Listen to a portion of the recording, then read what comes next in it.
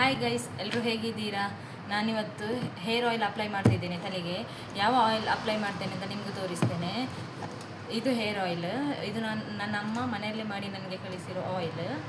ಇದನ್ನು ನಾನು ಇಂಥ ಬಾಟಲಿಗೆ ಹಾಕಿ, ಇದರಲ್ಲಿ ಸ್ವಲ್ಪ ಇದೆ, ಇಂಥ ಬಾಟಲಿಗೆ ಹಾಕಿ ನಾನು ಹೇರಿಗೆ ಅಪ್ಲೈ, ಯಾಕೆಂದರೆ ಈ ಬಾಟಲಲ್ಲಿ ಅಪ್ಲೈ ಮಾಡಲಿಕ್ಕೆ ಈಸಿ ಆಗ್ತದೆ. ನೋಡಿ, ಈ ಥರ ಸ್ವಲ್ಪ ಪ್ರೆಸ್ ಮಾಡಿದರೆ ಸಾಕು, ಹೇರ್ ಆಯಿಲ್ ಎಲ್ಲ ಬರ್ತದೆ.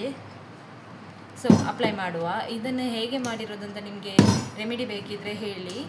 ನನ್ನ ಹೇರ್ ತುಂಬ ಶಾರ್ಟ್ ಇತ್ತು, ಹಾಗೆ ವಾಲ್ಯೂಮ್ ಇರಲಿಲ್ಲ ನನಗೆ. ಅಂದರೆ ಡೈಫೈಡ್ ಬಂದು ನನಗೆ ಹೇರ್ ಫಾಲ್ ಆಗಿದೆ ತುಂಬ. ಇಷ್ಟು ಶಾರ್ಟ್ ಹೇರ್ ಮಾಡಿದ್ದೆ, ತುಂಬ ಗ್ರೋತ್ ಆಯಿತು. ಲಾಸ್ಟ್ ಫೆಬ್ಬಲ್ಲಿ ನಾನು ಹೇರ್ ಕಟ್ ಮಾಡಿರೋದು ನೋಡಿ, ತುಂಬ ಗ್ರೋತ್ ಆಗಿದೆ. ಹಾಗೆ ಇಲ್ಲಿ ಬ್ಯಾಕ್ ಸೈಡಲ್ಲಿ ನೋಡಿ ಹೇರ್, ಇದೆಲ್ಲ ಹೇರ್ ಗ್ರೋತ್ ಹೇರ್. ಪ್ಲಸ್ ಇಲ್ಲಿ ನೋಡಿ, ಇದೆಲ್ಲ ಹೇರ್ ಗ್ರೋತ್ ಆಗಿರೋದು.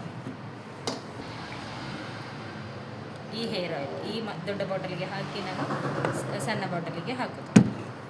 ಇವಾಗ ನಾನು ನನ್ನ ಮಗನಿಗೂ ಇದೇ ಹೇರ್ ಆಯಿಲ್ ಅಪ್ಲೈ ಮಾಡೋದು. ಮೊದಲೆಲ್ಲ ಅದು ನಮ್ಮ ತುಳುವಲ್ಲಿ ಒಂದು ಕೆಂಪು ಬೇರಿದ್ದು ಎಣ್ಣೆ ಅಂತ ಉಂಟು, ಅದಕ್ಕೆ ಕನ್ನಡದಲ್ಲಿ ಅಂತ ಹೇಳ್ತಾರೆ ಅಂತ ಗೊತ್ತಿಲ್ಲ.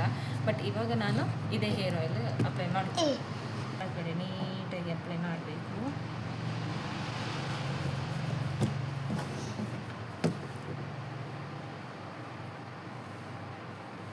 ನಾನು 3 o'clock ಅಪ್ಲೈ ಮಾಡ್ತೇನೆ ಹೇರ್ ಆಯಿಲ್.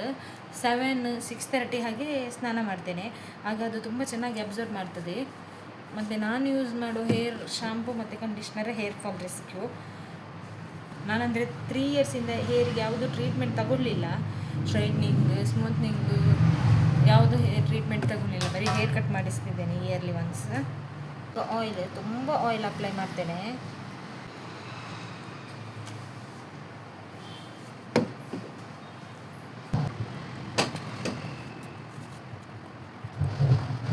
ಫೈವ್ ಮಿನಿಟ್ಸ್ ಹೀಗೆ ಮಸಾಜ್ ಕೊಡಬೇಕು.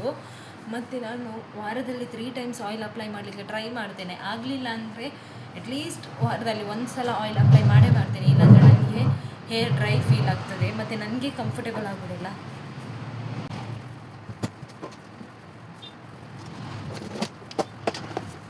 ನನಗೆ ಹೇರ್ ತುಂಬ ಗ್ರೋತ್ ಆಗ್ತದೆ, ಬಟ್ ನಾನು ಹೇರ್ ಕಟ್ ಮಾಡ್ತೇನೆ. ನನಗೆ ಲಾಂಗ್ ಹೇರ್ ಮೇಂಟೈನ್ ಮಾಡಲಿಕ್ಕೆ ಇಷ್ಟ ಇಲ್ಲ.